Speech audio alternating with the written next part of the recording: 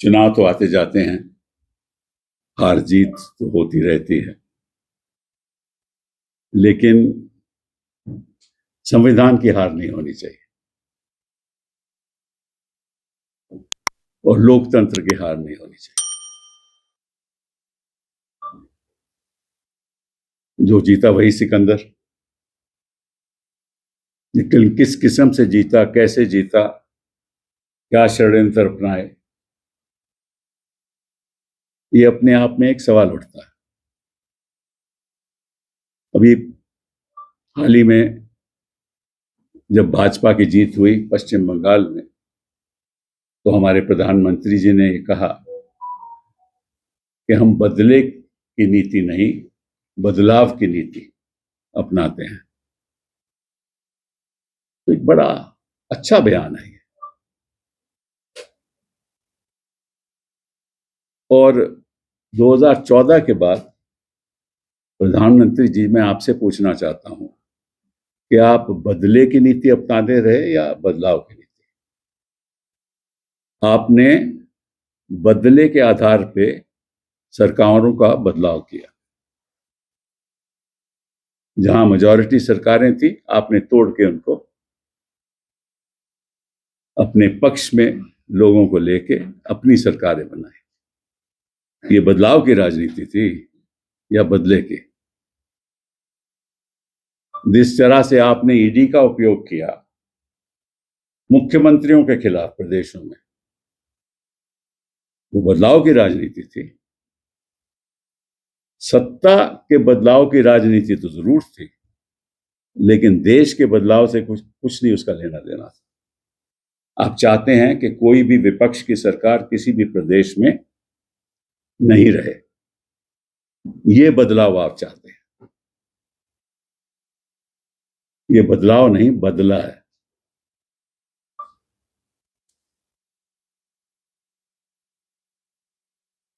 वहां आपने 2400 बटालियंस भेजे सीआरपीएफ के। हालांकि चीफ इलेक्शन कमिश्नर और इलेक्शन कमीशन की जिम्मेदारी है कि पश्चिम बंगाल में सुरक्षा रहे, लोगों की सुरक्षा, और सारी भूमिका अपनाई हुई थी।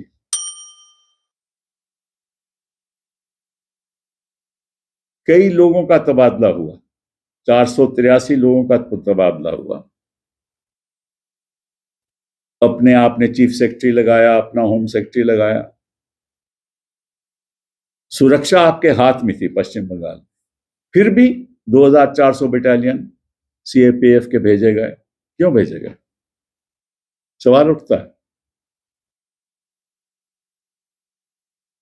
और फिर हमारे गृह मंत्री जी ने यह ऐलान किया कि चुनाव के बाद भी 70,000 लोग वहां रहेंगे, 70,000 सीएपीएफ के लोग वहां रहेंगे। ये बोला कि उनको खतरा था। इसलिए। और हिंसा किसके खिलाफ हुई? 4 मई के बाद हिंसा किसके खिलाफ हुई? किन लोगों के दफ्तर जलाए गए? भाजपा के तो नहीं। हत्याएं भी हुई, और मेरे पास डाटा भी है, मैं आपको बता देता हूं।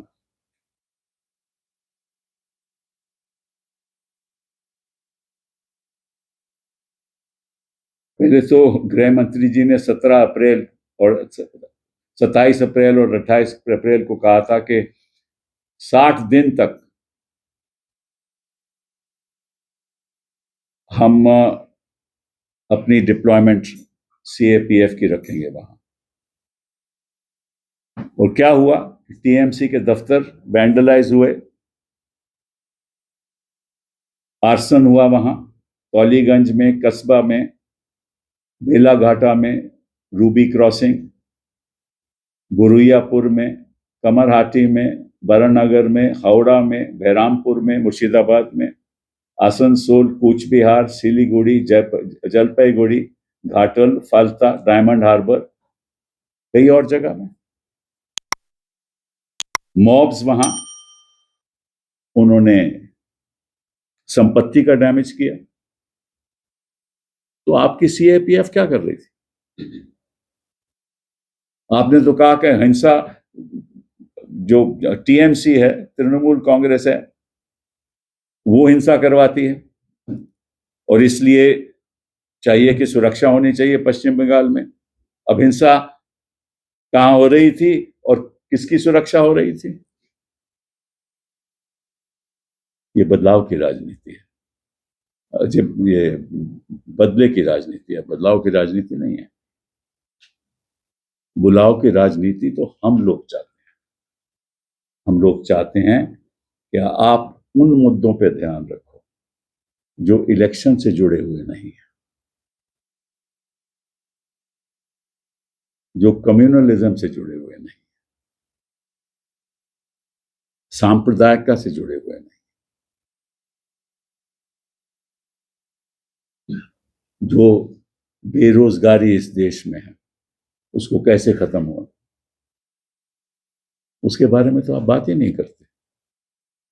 क्योंकि 24/7, 24 घंटे रोज के रोज आपका लक्ष्य यह होता है कि किस तरीके से विपक्षी दलों के खिलाफ कार्रवाई की जाए। ईडी द्वारा, सीबीआई द्वारा। एक बड़ा अच्छा फ्रेज है called ice. Ice means income tax, CBI and ED. और उस पर अगर आप ड्रग में ला लो तो नाइस हो जाता है। हाँ, नाइस हो जाता है। ड्रग, ठीक है ना, नारकोटिक्स, इनकम टैक्स, सीबीआई और ईडी। तो आप आइस भी करते हो और नाइस भी करते हो। और ये आपके कहते हैं बदलाव की राजनीति है। किसको आपने छोड़ा, किसको छोड़ा, आप मुझे बता दीजिए। कोई मुख्यमंत्री, पूर्व मुख्यमंत्री कांग्रेस का के बाकी विपक्षी दलों का आपने छोड़ा? किसी को नहीं छोड़ा। सरकारें गिरा दिया। आपका काम ही है। और ये बदले की भावना से, बदलाव की भावना से नहीं।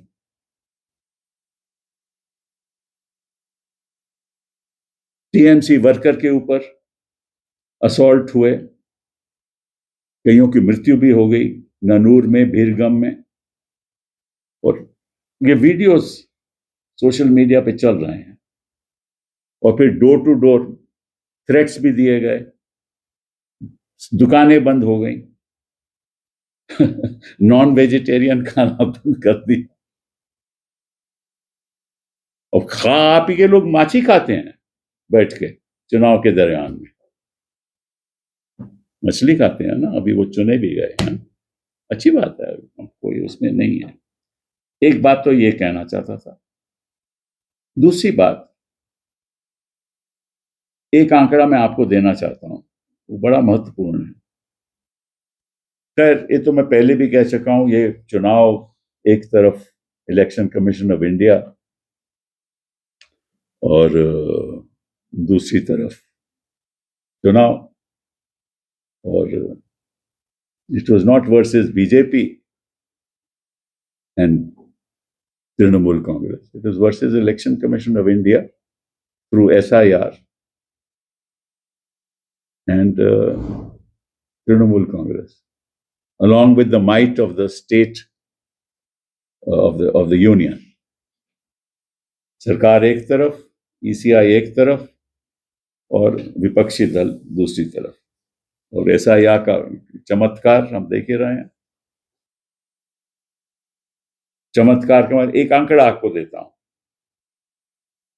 जहां भी 5,000 से कम डिलीशन हुई, 5,000 से कम, वहां भाजपा के 13 कैंडिडेट जीते और तृणमूल कांग्रेस का 0। जहां भी 5,000 से कम की डिलीशन, जहां 5 से 15,000 की डिलीशन हुई, वहां तृणमूल कांग्रेस के 12 लोग जीते और भाजपा के 50। जहां 15 से 25,000 की डिलीशन हुई, वहां तृणमूल कांग्रेस के 19 जीते और भाजपा के 47। और जहां 25,000 से ज्यादा डिलीशन हुई तो वहां तृणमूल कांग्रेस के 51 कैंडिडेट्स जीते और भाजपा के 95। तो ये थोड़ा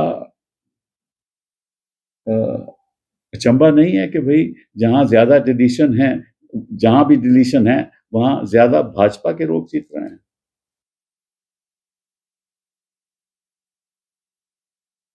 कुछ ना कुछ तो दाल में काला है ना।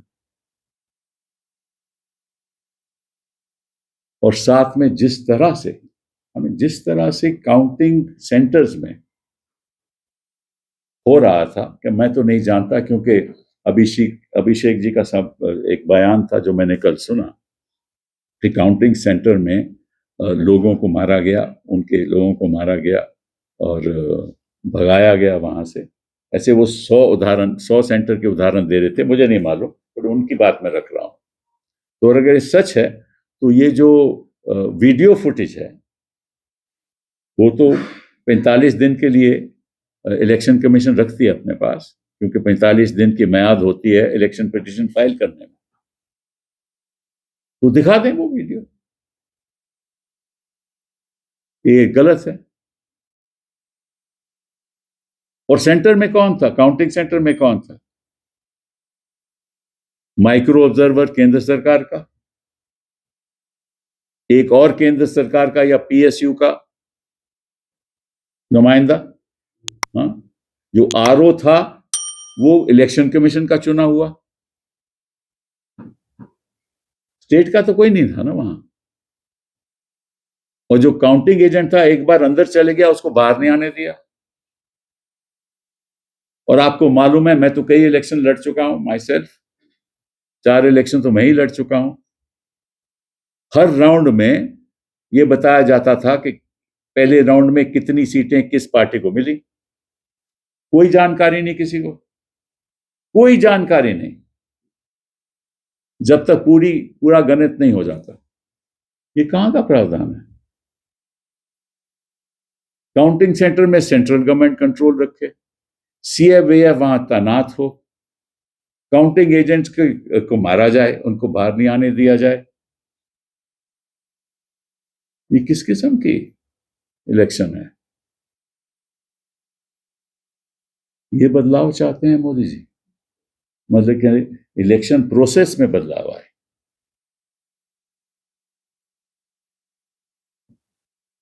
ये बहुत ही दुखित बात है।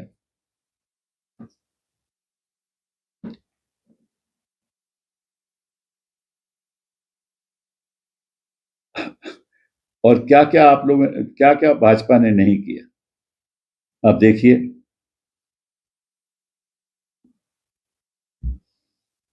मार्च और अप्रैल 2026 में 20 ऑपरेशंस ईडी ने किए, मार्च अप्रैल में।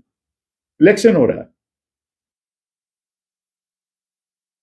23 और 29 अप्रैल में इलेक्शन हो रहा है, मार्च अप्रैल में आपने 20 ऑपरेशंस किए, सर्च, अरेस्ट किया, प्रॉपर्टी अटैचमेंट किया, इंटेरोगेशन किया। 28 मार्च और 19 अप्रैल, केवल इन 2 दिनों में 23 दिन में सर्च ऑपरेशंस हुई 50 प्रेमिसेस अक्रॉस 6 सिटीज। अरेस्ट भी हुई, लोगों भी समन किया गया, आईपैक के ऑपरेशंस बंद किए गए, टीएमसी लीडर्स और कैंडिडेट्स उनके ऊपर रेड हुए, सुजीत बोस, रथिन घोष एमएलए के ऊपर रेड हुए।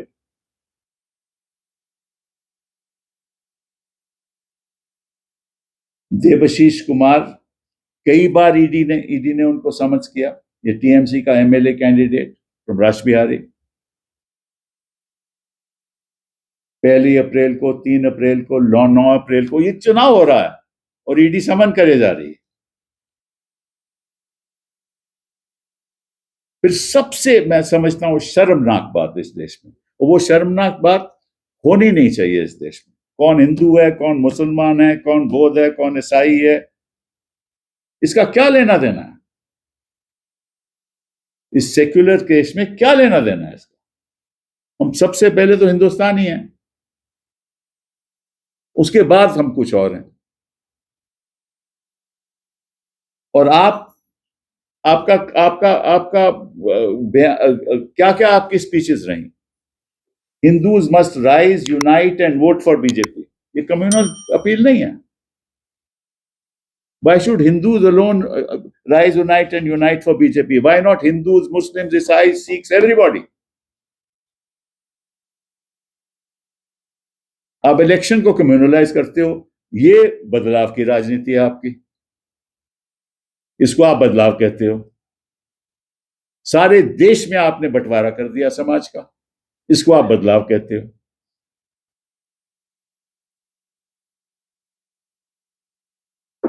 और साथ में ये कहा कि vote, Hindus must rise, unite and vote for BJP or Bengal will turn into another Bangladesh। ये क्या मतलब हुआ? मतलब कि हिंदू मुसलमानों के हाथ चले जाएगा? ये आपकी बदलाव की राजनीति? ऐसे भाषणों के साथ आप लोगों को क्या संदेश देना चाहते हैं? ये तो अपने आप में, अकॉर्डिंग टू मी, ये रिप्रेजेंटेशन ऑफ पीपल्स एक्ट का कम्युनल अपील के अंतर्गत ये उसका उल्लंघन है। इलेक्शन पिटिशन फाइल करके ये बात कोर्ट्स के सामने रखनी चाहिए। अब कोर्ट के सामने तो कई चीजें हम रखते हैं, तो ये भी रख देते हैं, देखते हैं कोर्ट इस बार क्या करते हैं।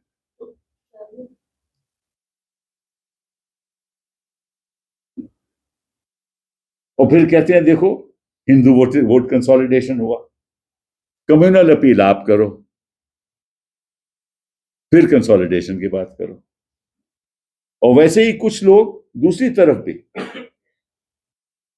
एक हमारे लीडर हैं, वो कहते हैं कि मुसलमान का कैंडिडेट, मुसलमान को भी कंसोलिडेट करना चाहिए। भाई ये कौन सी राजनीति है? I mean, इस देश में, इस देश को